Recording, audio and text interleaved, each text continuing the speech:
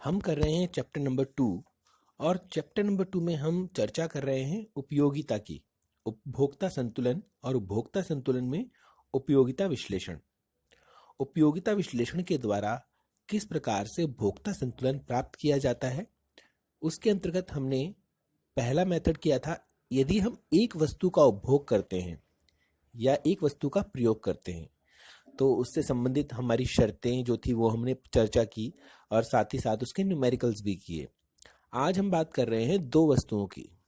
यदि कोई व्यक्ति अपनी आय दो वस्तुओं पर खर्च करता है, हम रियल लाइफ में दो वस्तुओं से ज़्यादा खरीदते हैं, लेकिन यहाँ पर यह थ्योरी यह समझाने के लिए बताई गई है कि आपको किस प्रकार से संतुलन प्राप्त होता है। हम यहाँ पर एक वस्तु और दो वस्तु ही पढ़ेंगे, लेकिन उससे ही आपको क्लियर हो जाएगा कि यदि हम 10 वस्तुएं भी प्रयोग करें तो किस प्रकार से हमें संतुलन प्राप्त होता है। तो दो वस्तुओं की स्थिति में उपभोक्ता संतुलन, इसकी भी दो शर्तें हैं। शर्तों को समझना सबसे महत्वपूर्ण है। तो पहली शर्त क्या है?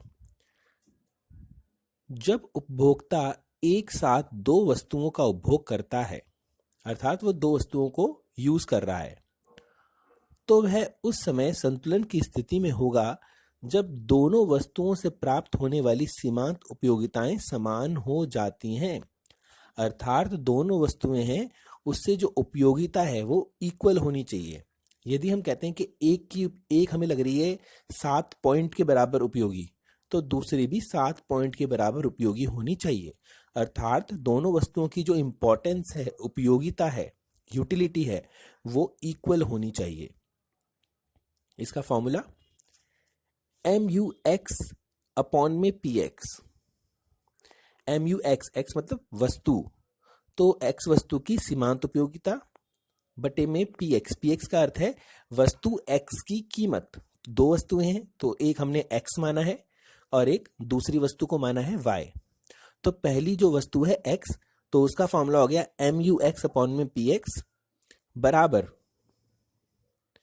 MUY अपॉन में PY। X की जगह Y लिख दिया। Y वस्तु की सीमांत उपयोगिता बटे में Y वस्तु की कीमत बराबर MUM। M मीन्स मनी, तो मुद्रा की सीमांत उपयोगिता। अब यह जो फॉर्मूला है यह कैसे बना, यह भी मैं आपको बता रहा हूं, एक शीट पर ध्यान से समझेंगे।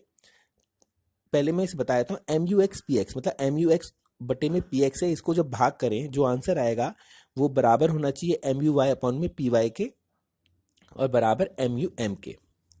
किस प्रकार से, यह मैं समझाता हूं आपको। इसके लिए एक ब्लैंक शीट लेंगे। जब हमने पहला शर्त की एक वस्तु की स्थिति में, तो वो क्या थी?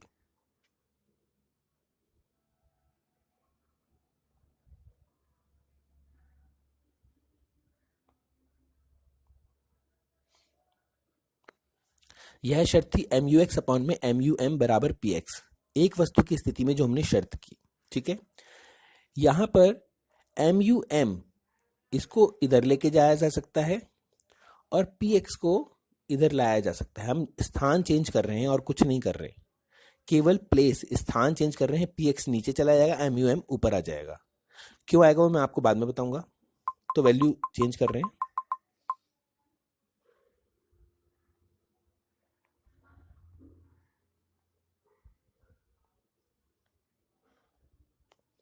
तो मैंने सिर्फ यही किया है। ये पहली वस्तु X वस्तु है, उसका फॉर्मूला बन गया।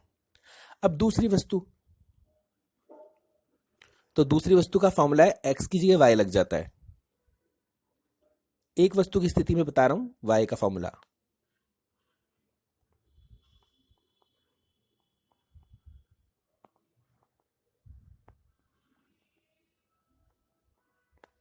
MUY अपॉन में MUM बराबर PY। सेम ये इधर जाएगा और ये इधर आएगा।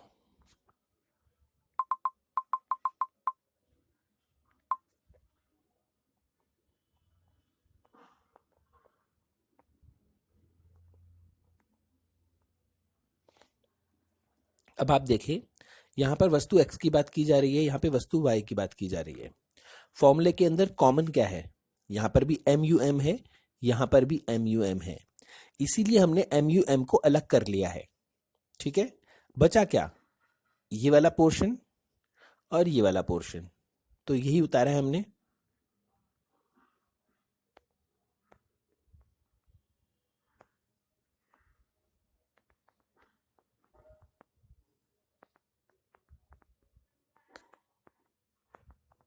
दोनों उतार लिए, ये भी उतार लिया और ये भी उतार लिया। बराबर क्या है, दोनों में क्या कॉमन है, MUM। तो MUM दो बार नहीं लिखेंगे, MUM एक बार ही लिखेंगे, तो बराबर MUM।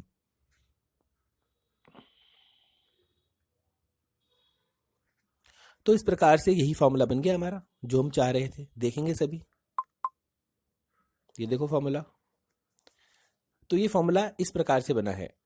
तो यहां पर यदि हम वस्तु की सीमांत उपयोगिता को उसकी कीमत से भाग कर दें, ये पूरा वस्तु Y की सीमांत उपयोगिता को उसकी कीमत से भाग कर दें, तो वह किसके बराबर होनी चाहिए, वस्तु की सीमांत उपयोगिता, दोनों वस्तुओं की सीमांत उपयोगिता बराबर होनी चाहिए, यही बोला है इस आंसर में। इसको न्यूमेरिकल से और अच्छे से समझेंगे हम। तो फॉर्मूला याद होना चाहिए, MUX अपॉन में PX बराबर MUY अपॉन में PY बराबर MUM। यह पहली शर्त है। दूसरी शर्त, जैसे जैसे वस्तु के उपभोग में वृद्धि होती है उससे प्राप्त सीमांत उपयोगिता में कमी होनी चाहिए। सेम जो एक वस्तु की स्थिति में थी वही यहाँ पर शर्त है। तो यहाँ पर जैसे जैसे वस्तु के उपभोग में वृद्धि होती है, फर्क क्या है, वहां पर एक वस्तु थी, यहाँ पर दो वस्तुएं हैं, और दोनों वस्तुओं के उपभोग में क्या हो रही है, वृद्धि हो रही है। उससे क्या होगा, उसकी सीमांत उपयोगिता कम होती जाएगी। यह दो शर्तें हैं, और इन दो शर्तों के बाद में इसे एक एग्जाम्पल के थ्रू समझते हैं। यह फॉर्मूला MUX अपॉन में PX MUY अपॉन में PY याद रखेंगे। तो इसे एक टेबल के थ्रू समझते हैं। तो सभी टेबल में देखेंगे, तालिका में देखेंगे, हमें किसी वस्तु की इकाइयां दे रखी है। पिछले हमारे उसमें आइसक्रीम खाई थी हमने, यहाँ पर वस्तु का नाम नहीं लिखा, हमने कोई वस्तु है उसकी 6 इकाइयां खाई हैं। तो आइसक्रीम में मान लो कि 6 आइसक्रीम खाई है। हमें यहाँ पर क्या दे रखा है, MUX, ये हमें गिवन है। MUX मतलब क्या, वस्तु X की सीमांत उपयोगिता। वस्तु X की सीमांत उपयोगिता किसमें है, यूटिल्स में। वस्तु Y की सीमांत उपयोगिता, दोनों वस्तुओं की सीमांत उपयोगिता दे रखी है। ठीक है, यह गिवन है हमें। लेकिन यहां पर ये प्रश्न भी पढ़ ले जरा। माना, सभी क्वेश्चन ध्यान से समझेंगे। माना उपभोक्ता के पास 50 रुपए हैं। जैसा कि मैंने बताया कि यहां पर कोई ना कोई इनकम होगी किसी व्यक्ति की, तो 50 रुपए है। अब उस 50 रुपए से वस्तु X की कितनी मात्रा खरीदे, वस्तु Y की कितनी मात्रा खरीदे। इसको और सिंपल करते हैं, मेरे पास 50 रुपए हैं और मुझे सेब और संतरे खरीदने हैं। तो उस 50 रुपए से मैं कितने सेब और कितने संतरे खरीदूं, क्योंकि सेब का प्राइस अलग होगा, संतरे का प्राइस अलग होगा। तो मैं कैसे डिसाइड करूं कि मुझे कितने सेब खरीदने और कितने संतरे खरीदने हैं, और दोनों ही मुझे पसंद है। तो ऐसे में किस प्रकार से उसे खरीदा जाए, वो यह बताता है कि कितनी संख्या में खरीदा जाएगा, कितने सेब और कितने संतरे, वही यह बता रहा है कि समान संतुलन या उपभोक्ता का संतुलन कहां पर होगा। तो माना उपभोक्ता के पास 50 रुपए है, जिससे वह दो वस्तुएं X और Y खरीद सकता है। दो वस्तुएं X और Y, मैंने सेब और संतरे बोल दिए, जिनकी कीमत 10 रुपए और 5 रुपए है। तो पहली वस्तु X है, उसकी कीमत कितनी है, 10। वस्तु X की कीमत 10 रुपए है और वस्तु Y की कीमत 5 रुपए है। माना उपभोक्ता के लिए MUM, मैंने बताया था MUM हमें दे रखा होता है, मुद्रा की सीमांत उपयोगिता 7। मुद्रा की सीमांत उपयोगिता 7 है। अब यह क्वेश्चन दे रखा है, एक टेबल दे रखी है। हमें टेबल में मैंने बताया कि 3 चीजें दे रखी हैं। अब इसे किस प्रकार से सॉल्व करेंगे, तो मैं थोड़ा इसको क्लियर कर देता हूं, उसके बाद में फिर समझाता हूं। तो हमने क्वेश्चन पढ़ लिया, हमें क्वेश्चन में कितने रुपए हैं वो दे रखा है, वस्तु की कीमत कितनी है वह दे रखा है, और ये तीनों मदे दे रखी हैं। तो सबसे पहले हमारा फॉर्मूला क्या था, MUX अपॉन में PX। किसी बच्चे को कोई डाउट ना रहे, इसीलिए मैं फॉर्मूला भी दिखा रहा हूं। MUX अपॉन में PX, यह फॉर्मूला लगाया है मैंने, और मैं इससे यह निकाल रहा हूं। देखो यहां पर एम यू एक्स अपॉन में P X. M U X कितना दे रखा है पहला 90 बटे में पी एक्स। पी एक्स क्या है वस्तु की कीमत, एक्स वस्तु की कीमत कितनी है 10, भाग कर दिया कितना आया 9। इसी तरह से एम यू एक्स कितना है 80, भाग में 10 कितना आया 8, 70 भाग में 10 7। इस प्रकार से सारा निकाल लिया। फॉर्मूला सिंपल सा है एम यू एक्स अपॉन में पी एक्स, और उससे हमने वैल्यू पुट करके निकाल लिया। दूसरा हमें निकालना है एम यू वाई अपॉन में पी वाई। फॉर्मूला यही था एम यू वाई अपॉन में P Y. M U Y कितना दे रखा है 60 बटे में पी वाई कितना है वस्तु y की कीमत कितनी है 5, तो 5 से भाग कर दिया कितना आया 12। एम यू वाई 50 भाग में 5 10, एम यू वाई 45 भाग में 5 9। इसी प्रकार से वैल्यू पुट करके हमने ये भी निकाल लिया। अभी हमारी वैल्यू निकल चुकी है, ठीक है। अब मैं आपको बताता हूं कि किस प्रकार से आंसर इसका निकाला जाएगा। तो बेटा जैसे कि मैंने बताया फॉर्मूला क्या है, फॉर्मूले में साफ साफ लिखा है कि जो ये एम यू एम है, जो इनको भाग करके आंसर आएगा वो कितना आएगा एम यू एम के बराबर आएगा। एम यू एम हमें 7 दे रखा है, तो ऑटोमेटिकली ये भी कितना हो गया 7, ये भी कितना हो गया 7। ये याद रखेंगे एम यू एक्स अपॉन में पी एक्स का आंसर 7 कहाँ पर है, एम यू वाई अपॉन में पी वाई का आंसर 7 कहाँ पर है, ये हमें ढूंढना है। तो ये देखेंगे अब हम कहाँ पर आता है, देखेंगे यहाँ पर एम यू एम 7 दे रखा है। तो सबसे पहले इसमें देखेंगे 7 कहाँ आ रहा है, ठीक है। दूसरा एम यू वाई में, एम यू वाई अपॉन में पी वाई में 7 कहाँ आ रहा है। तो इससे क्या पता चल रहा है, ध्यान से समझेंगे कि ये एक्स वस्तु के बारे में बता रहा है। तो एक्स वस्तु की कितनी इकाइयां खरीदी जाएंगी, देखो 3। तो एक्स वस्तु की 3 इकाइयां खरीदी जाएंगी। याद रखेंगे एक्स वस्तु की कितनी इकाइयां खरीदी जाएंगी 3, और वाई वस्तु की कितनी इकाइयां खरीदी जाएंगी 4। क्लियर हो गया, एक्स वस्तु की 3, वाई वस्तु की 4। अब मैं इसकी कैलकुलेशन करके दिखा रहा हूं, तो सभी बहुत ध्यान से देखेंगे कि हमें 50 रुपए खर्च भी तो करने, हमारा आंसर सही निकला है कि निकला है ये भी तो पता होना चाहिए। तो इसके लिए याद रखेंगे एक्स वस्तु की 3, वाई वस्तु की 4, ये हमारी निकल चुकी है। तो इसको किस प्रकार से वेरीफाई करेंगे कि हमारा आंसर सही निकला है या नहीं निकला है, वो जानेंगे। तो देखेंगे एक्स वस्तु की 3 इकाइयां,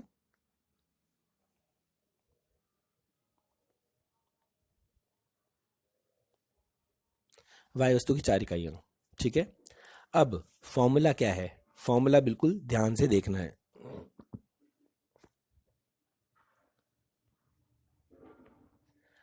वस्तु की 3 इकाइयां अगर मैं खरीदूं, इसको मैं सीधा वैल्यू पुट कर देता हूं। अगर मैं 3 इकाइयां खरीदूं, कितने की थी एक इकाई 10 रुपए की, एक्स वस्तु कितने की थी 10 की, और मैंने कितनी खरीदी है 3, तो कितने रुपए खर्च कर दिए, 3 को 10 से मल्टीप्लाई करेंगे 30 रुपए। ध्यान से समझेंगे, एक्स वस्तु की कितनी इकाइयां खरीद सकते हैं 3, और उसकी कीमत कितनी थी 10 रुपए, तो 10 दिया 30 रुपए, प्लस वाई वस्तु की कितनी इकाइयां खरीद सकते हैं 4 खरीद सकते हैं, और एक कितने की थी 5 रुपए की, 4 पंजे 20।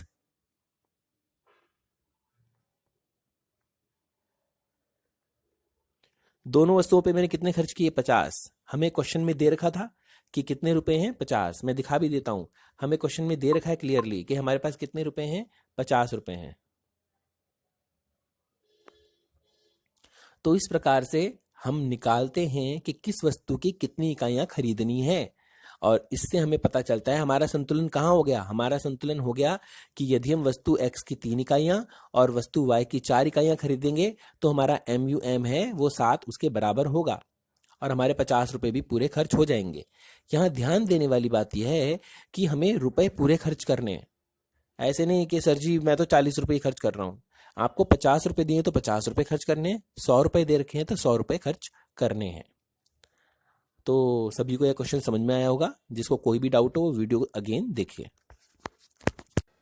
अब हम एक और महत्वपूर्ण टॉपिक करेंगे। उपभोक्ता की प्रतिक्रिया क्या होगी जब MUX अपॉन में PX बराबर ना हो MUY अपॉन में PY के। देखो यहाँ पर बराबर ना हो, नॉट इज इक्वल टू, ये साइन है।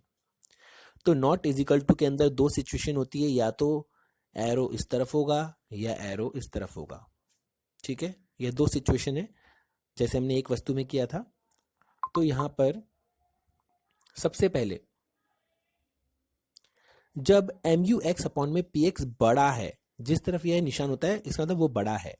जब MUX अपॉन में PX बड़ा हो MUY अपॉन में PY से, इसका अर्थ है क्या होगा। तो इसके अंदर ज्यादा रटना नहीं है, सिर्फ समझना है कि यहां पर जो X वस्तु है उसको खरीदना उपभोक्ता के लिए अधिक लाभप्रद होगा। वह X वस्तु की अधिक इकाइयां खरीदेगा। जो उपभोक्ता है X वस्तु की अधिक इकाइयां खरीदेगा, लेकिन हमें याद रखना चाहिए कि उसकी जो इनकम है वो लिमिटेड है। तो X वस्तु की अधिक इकाइयां खरीदने के लिए क्या करना पड़ेगा, Y वस्तु की कम इकाइयां खरीदेगा। जिन रुपयों को वह Y वस्तु को खरीदने में लगा रहा था, अब कम रुपए लगाएगा। इससे क्या होगा कि X वस्तु की अधिक इकाइयां खरीदेगा और Y वस्तु की कम इकाइयां खरीदेगा। पहला पॉइंट। दूसरा, जब वह X वस्तु की अधिक इकाइयां खरीदेगा तो X वस्तु की सीमांत उपयोगिता क्या होगी, गिरने लगेगी। सीमांत उपयोगिता का ह्रास नियम यही बोलता है कि यदि किसी वस्तु की अधिक इकाइयों का उपभोग किया जाए तो उससे प्राप्त होने वाली सीमांत उपयोगिता में कमी होती है। तो यहाँ पर X वस्तु की अधिक इकाइयां खरीदने से उसकी सीमांत उपयोगिता कम होने लगेगी, और जब किसी वस्तु की सीमांत उपयोगिता कम होती है तो उसका उपभोग भी कम होता चला जाता है। और इससे क्या होगा, इससे यह होगा कि MUX अपॉन में PX बराबर हो जाएगा MUY अपॉन में PY के।